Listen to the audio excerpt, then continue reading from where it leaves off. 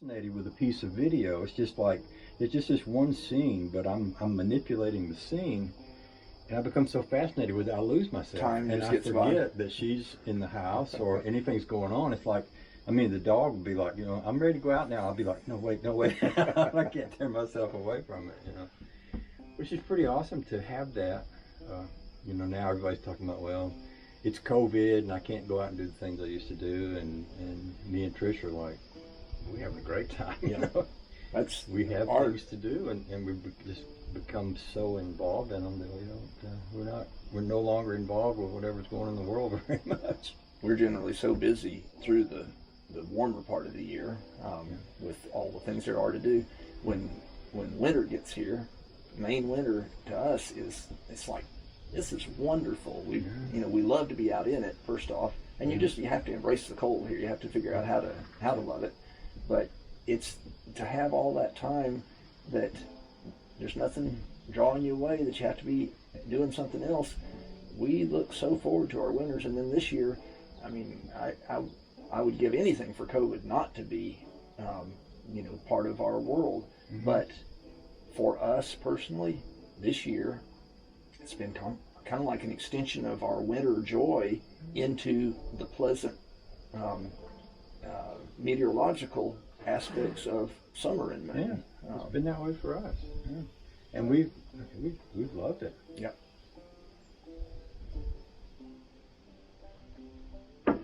I've missed the car shows, but there's one that I probably shouldn't talk about because it's not completely legal. But you know, there's a lot of car shows that haven't happened because of this. Right. Well, guys with cars just show up. Yeah, it's like, you know, we're gonna cruise into a restaurant somewhere, or we're gonna go. There's a racetrack out in the willy wags of Maine somewhere, and let's all go there this weekend. Yeah. And so we do. And so we haven't been out much, but I'm so wanting to go. And I worked on that car. That car I started building about the time I started making videos, about 13 years ago, I think. And of course, the first build was just me taking what I had and slapping it together and getting it to roll. And that was amazing enough. Yeah. For me. Yeah. It's like, oh, I can't believe this thing runs. Every time I drove it, it's like, I can't believe it cranked again, stuff like that. But then I really wanted a car that you could jump in and go somewhere and be comfortable in and not break down or not have to worry about breaking down. And but I didn't want to sacrifice all the oldness that I had there. So I spent this whole time since we came home in March working on that car. And I love it now, but it's vastly different than what it was before. It's still the same car, but now it's dependable and you know, so many things about it. You rode in it before I had the seats in it. Right, I almost drove it over here today because I put spring seats in it so that you got a little bounce, you know, and I've got the exhaust pipes on it, and I got it running right, and got the shifter so that it's not sticking up in your face, and all that stuff. But now we want to go somewhere in it, so you know, there's a car thing happening in a couple of weeks, so I practiced figuring out how to get it on the trailer because it's so low. It's very hard to get on the trailer. And we're going to take the RV and go, and it'll be a weekend with other race car, hot rod car people. That sounds like a lot of fun. First time with the car out. Yeah. So that's huge. But every little thing is huge, you know. Life is kind of like that. When you can look at life that way, there's a blessing for sure, because you're able to take the same day that other people are fretting about and find something joyous in it. Well, since I've been doing this, Mike Hall died. He was a friend of mine, lived in Lincolnville and then in Washington. We built cars together. He died in December. Dead-Eye Dan died. He was a buddy that we were doing the same thing. We were messing around with cars together. He dropped dead one night. He was only 40-something. A YouTube friend had Lou Gehrig's disease or ALS. I guess it was ALS. He died. So many friends have died. And that's one of the reasons I retired when I did, is because people were dying all around me. And I didn't feel like good. I didn't like my job. I didn't like going to work. And, you know, I just said, you know, I need to have some life while I have some life. Sure. and we've hung on to that. You know, we need to enjoy ourselves. Yeah, it's great that you and Trish enjoy doing together too. Yeah, we make it up. We make up adventures. Yeah. You know, it's kind of a joke between us because we've lit out on so many things unprepared, and have had near disasters that have turned into wonderful adventures. We're just like, hey, let's go somewhere. Okay, jump a car. Or in our case, we first started going, you know, with the RV thing. We bought a used RV that wasn't in the best condition, and we headed for Georgia, and broke down multiple times on the way down and on the way back. But you've got the skills to know what. You know, okay, the RV's on fire. Let's put the fire out first. Okay. Now what? I don't know. I think we have to rewire all these burned up wires here. Right, Let me see if I can find some wire. Start by stomping it out. Yeah, blow the fire out and don't touch those wires till they cool off. And then it's 3 in the morning, nobody's around, so it doesn't matter if it's sitting in the road. You know, we're okay. Yeah, it was like that a lot. Fun though. Yep. But we try to, you know, we don't shy away from adventures at all. In fact, sometimes we just say, we're going to do something crazy, like we're going to do in a couple of weeks here. So, yeah. But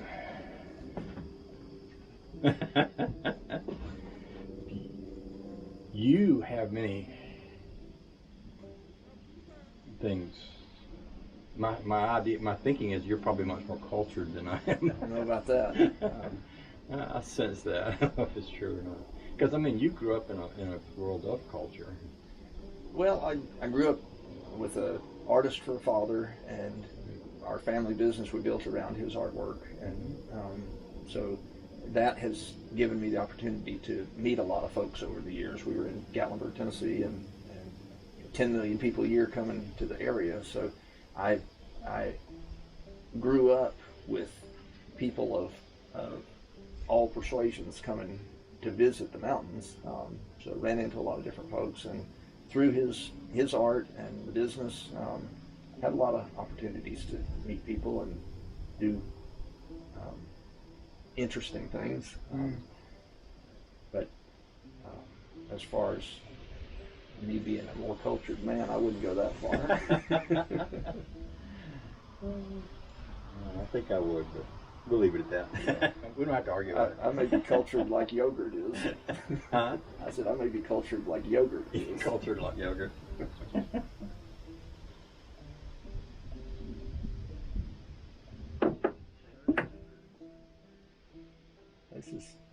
I've enjoyed just having this space to have a conversation. You know, Marion will be happy about that too. To be someplace where you don't have to worry about somebody's going to walk up on you or drive in your driveway or something, that's a big deal. It is.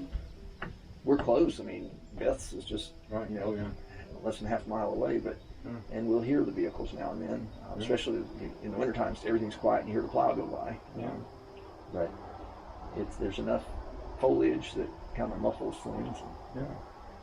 Close enough to make it convenient and far enough away to feel like you're out in the boonies. Yeah. Mighty fine.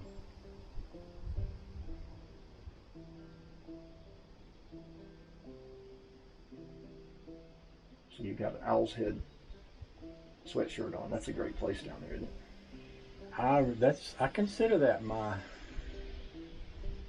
that's my car show place. I mean, they have 5 or 6 shows, and I go to all of them. And of course, we love to walk around the museum because it's constantly changing, and we know a lot of friends from there. On the other hand, a lot of people go to the same shows, so if you get out and go to other shows, you get to experience New group, new people, new cars.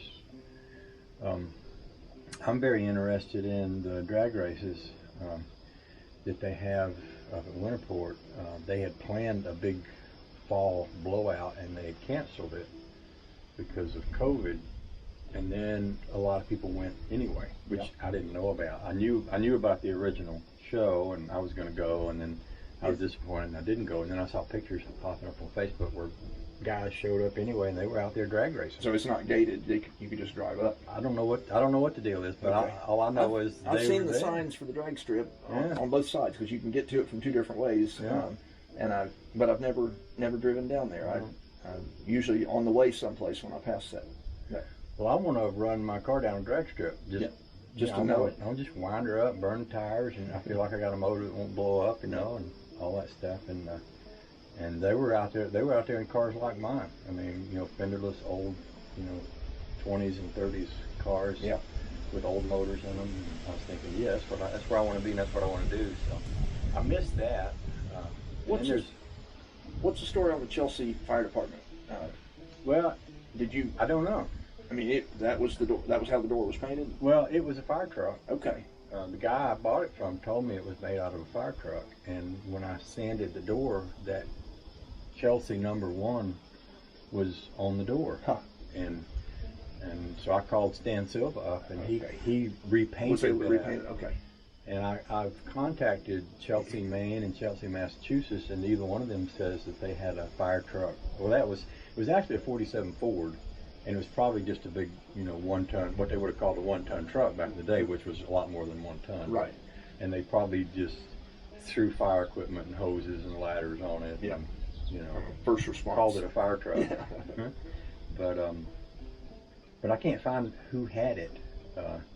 I can't find any historical documentation of where that, Okay. I didn't know if it was Chelsea, Maine here or not, but it's somewhere. It's Chelsea somewhere. Yeah. Yeah. But because it was written on the door, but that's all I know about it. So, and I've wondered if it was. I was trying to think what the sign says on the door, whether it actually says fire department. Because anyway, I think it does. I mean, that's Yeah. the way Yeah, how I I think it does, too. understood it to be. yeah, I'm pretty sure it did. So yeah, I don't know. That's all the story I know. It was a fire truck for some town, and somebody pulled it out of the woods and cut it all to pieces and reassembled it on a 33 Chevy frame, and it just it's got a new life. It's kind of like your toys up there, or your games. They have a story. Yeah. Sometimes you have to make it up as you go along. That's my dad. We give things stories, Lost dad in December 10th. He had Alzheimer's, and it was a hard year. He was in Indiana, and I went out every month and visited for at least a week, and sometimes 10 days or 2 weeks. But that last couple of months, he would have times when he was lucid and would be able to have a regular conversation, amazingly deep conversation, and I would ask him about something in particular, just trying to get a little more background on one thing or another, and he's sort of shake his head and he said, "Chris, I'm not sure," but he says, "You work on it, and if it sounds good, sounds like how it probably was, then it probably was." That's right. And if it wasn't, it should have been. Yeah, that's right. So that gave me a lot of freedom. And I think he created that way too. Well, storytelling is the creation process. I never thought about this till I heard a radio program about it, and they were talking about how the stories that get created really determine what gets created from there on. And I never thought about. I've heard the phrase, it fits the narrative, or they're creating the narrative. I never knew what they were talking about, and started thinking, okay, so it's the story they're talking about. Yeah.